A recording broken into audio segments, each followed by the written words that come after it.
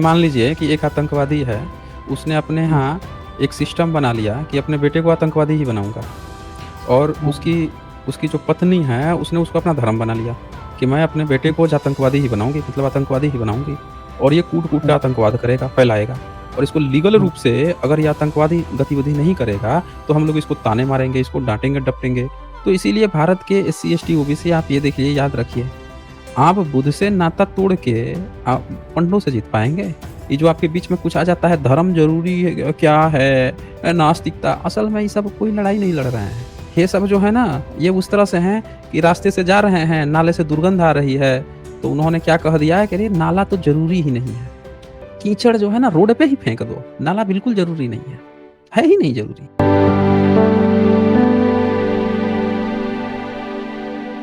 हाँ जी, जयंत जी, बताइए। जय भीम सर।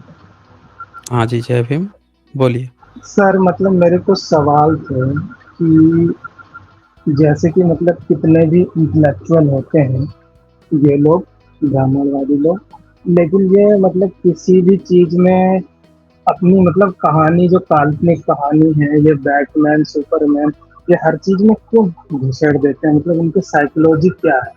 किसी भी चीज़ में मैं देखता हूँ, छोटी सी छोटी चीज़ में या बड़ी सी बड़ी चीज़ में। अच्छा, एक आतंकवादी का बच्चा जो है, हम्म, आतंकवादी या धूर्त या दुष्ट प्रवृत्ति का हो, इसकी हम्म, प्रोबेबिलिटी कितनी प्रतिशत है? सर ये तो मुझे पता नहीं है, लेकिन सर प्रोबेबिलिटी तो एक अच्छा, से। चलिए मान लीजिए कि एक आतंकवादी है, उसने अपने यहाँ एक सिस्टम बना लिया कि अपने बेटे को आतंकवादी ही बनाऊँगा और उसकी उसकी जो पत्नी है, उसने उसको अपना धर्म बना लिया कि मैं अपने बेटे को आतंकवादी ही बनाऊँगी, मतलब आतंकवादी ही बनाऊँगी और ये कूट-कूट के आतंकवाद करेगा, फैलाएगा और इसको लीगल रूप से अगर ये आतंकवादी गतिविधि नहीं करेगा, तो हम लोग इसको ताने मारेंगे, इसको डाँटेंगे-डपटेंगे और जब ये आतंकवादी गतिविधि करेगा, तब हम इसको खूब शाबाशी देंगे, खूब बढ़िया कहेंगे, "वाह! बहुत अच्छे मेरे पूत, आज तूने धर्म निभाया है।" तो बताइए आप हमें कि अगर आतंकवाद को लीगल धर्म बना दिया जाए माँ-बाप के द्वारा, रिश्तेदारों के द्वारा, तो आपको क्या लगता है कि ये आतंकवादी जो हैं, उनके बाल-बच्चे के आतंकवादी बनने की संभावना कितना रहेगी? सर 100% रहेगी सर। रहेगी ना? तो अब बताइए कि ये जो आतंकवादी जितने जातिवादी हैं, इनका बाल-बच्चा तो सुधर सकता था, लेकिन इनका बाल-बच्चा कैसे आतंकवाद ढो रहा है? कौन बनाता है इनको? कौन सिखाता है? कहाँ से सीखते हैं सब? भाई एससी, सर एसटी, घर। ओबीसी जो है, वो तो कुछ कहता नहीं है। हम्म, एससी, एसटी, ओबीसी तो वो तो जातिवाद फैलाने जाता नहीं है इनके यहाँ। ये तो कभी नहीं देखता हम्म, है कि ब्राह्मण मिल गया तो भैया ये ब्राह्मण को मारना शुरू कर दो, तो उसको पीटना शुरू कर दो जाति के आधार पर, ये कर दो, ऐसा तो करता नहीं है। हैं? एससी, एसटी ऐसा तो करता नहीं है कि कोई भी जो अपने को तथाकथित अपर कास्ट कह रहा है उसको पकड़ के लतियाने लग जाए। हुँ? पानी पी लिया तो उसको पीटने लग जाए, तेरी हिम्मत कैसे हुई इधर आने की, ये करने की, ऐसा तो करता नहीं है। तो ये बताएँ कि ये जो चून गैंग हैं, इनके बाल-बच्चे ही ऐसे आतंकवादी कैसे पैदा हो जाते हैं? पैदा तो कोई भी मुँह से तो पैदा नहीं होता है, कि मुँह से पैदा होते सर। ही आतंकवाद उगल देगा। हुँ? हम्म, नहीं मतलब सर मेरा कहने का मतलब ये है कि जब साफ-साफ प्रूफ दिखता है, एविडेंस कि मतलब हुँ। ये उनका, जब वो कहते हैं कि उनकी भाषा संस्कृत है, लेकिन सारे जो इंस्ट्रक्शन मिलते हैं, वो सब मिलते हैं पाली में या प्राकृत में। तो भी वो कुछ ना कुछ वो निकाल देते हैं कि यहाँ पे शिव का शिवलिंग मिल गया। तो मतलब ये मतलब एक बेशर्मी की हद हो गई, मुझे तो लगता है। और ऐसे बोलते हैं कि जैसे कि इन्हीं का है पूरा, मतलब क्लेम भी ऐसे करते हैं सर। तो मतलब कि कोई ऐसे कैसे कर सकता है? तो मैंने आपसे क्या कहा कि एक आतंकवादी जो है, उसके बच्चे के आतंकवादी बनने की उतनी संभावना है ना। तो एक आतंकवादी जो है, वो वही तो काम करता है, उसका बेटा भी वही करता है। धूर्तई जो है लीगल बना दिया उन्होंने। मान सर लीजिए कि मतलब। कुछ डकैत हैं, हम्म, वो किसी गाँव में जाते हैं, डकैती करते हैं। उन्होंने उसको धर्म बना दिया। किसी महिला को देखते हैं तो उसका बलात्कार कर देते हैं, उन्होंने धर्म बना लिया उसको। तो अब ये क्या करते हैं जहाँ कहीं भी जाते हैं, इसी तरह की जहाँ देखते हैं लूट-पाट कर लेंगे, जहाँ देखें किसी का शोषण करना वहाँ शोषण मार देंगे। अच्छा ये जब काम ये करते हैं तो इनको प्रोत्साहन मिलता है, वाह! मेरे शेर बहुत अच्छा काम किया तूने, बहुत अच्छा काम किया। तो अब बताइए कि आप ये कहेंगे कि या ये डाकू जो है ना, ये धूर्त जो है, ये आतंकवादी जो हैं, ये गलत काम किए। अरे आपके लिए ना, आपको ना लग रहा है कि वो गलत काम किए, सर उन्होंने तो ये उसको धर्म बना लिया है। उन्होंने धर्म हाँ, बना लिया मतलब उसको ना कि भैया ये यही काम करना ही करना है। सर मतलब अभी तक मैंने बचपन से लेके यही पढ़ा कि हुँ, जो चोल साम्राज्य था वो मतलब उसको हिंदू बताते थे। और जितने भी हुँ, और साम्राज्य हैं जैसे कि प्रतिहार हो गए, राजपूत हो गए और जितने भी हुँ, वंश थे। लेकिन मैं आपकी वीडियो देखता हूँ तो मुझे पता लगता है, मैं भी एनालिसिस करता हूँ तो मैं कहता हूँ कि सर की बात बिल्कुल सही है। क्योंकि हर चीज़ का हुँ। एविडेंस होना चाहिए, साइंस भी कोई भी काम करता है। लेकिन इतनी सी बात इन लोगों को समझ में नहीं आती है। ठीक है जयंत जी, ओके। ठीक है। हुँ, तो भाई कोई है डिबेट करने वाले? पलगू लिखते हैं, Chudamani Vihara was a famous Buddhist monastery located at Nagapattinam in Tamil Nadu, India. It was built around the 11th century CE, constructed with support from the Chola kings. Was he a Hindu king? Question mark लगाते हैं। भाई चोला साम्राज्य बनवा रहा है, चोला साम्राज्य जब राजा बनता था, तो बुद्धिस्ट लोगों से परमिशन लेनी पड़ती थी। बुद्धिस्ट लोग जब घोषित करते थे, तो वो व्यक्ति राजा बनता था। जाके आशीर्वाद लेना पड़ता था, जाके बैठना पड़ता था, ऐसे नहीं होता था। तो ये चून गैंग जो है बाय डिफ़ॉल्ट आप देखिए इनका ये जो हिंदुत्व किए पड़े हुए हैं, बाय डिफ़ॉल्ट किसी को भी पिताजी घोषित कर लेते हैं, जबकि वो बुद्धिस्ट थे। सूरज कुमार जी का यहाँ सुपर स्टिकर है, शुक्रिया। आप देखिए कि उसमें जो विजय का नाम आ रहा है, वो सुमित्रा जावा कहाँ-कहाँ से आके भारत में सोचिए बुद्धिस्ट के लिए बनाने की बात चल रही है। ये चुन के गाना गा रहे हैं सब।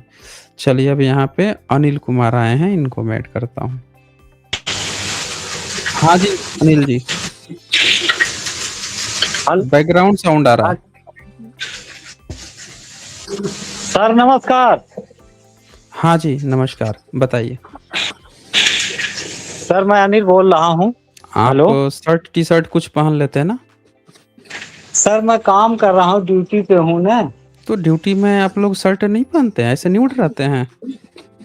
सर यहाँ पे जो थोड़ा गर्मी ज्यादा है तो अभी जो है मतलब एसी जो है थोड़ा कम काम कर रही है।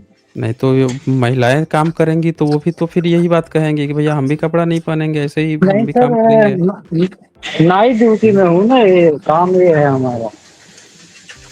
कोई बात नहीं, कोई सा भी काम चलिए बताइए, बताइए अपनी बात रखिए। आवाज आवाज आती है बाहर से, बाहर होके बात कर रहे हैं। अच्छा जी, बोलिए। सर मैं बहुत दिन से आपका ये चैनल सुनता हूँ, बहुत अच्छा हुँ, लगता हुँ। है मुझे। हाँ, यही मतलब मैं सोच रहा था कैसे जुड़ूं, लेकिन आज मैं जुड़ गया। हुँ, अच्छा जी। हाँ बहुत कुछ बोलना है आपको? हाँ बहुत बोलना बोलना तो आप सब कुछ बताइए। मैं तो 7-8 साल से मतलब क्या आपका चैनल सुनता हूँ, सब कुछ जान हुँ, गया हूँ।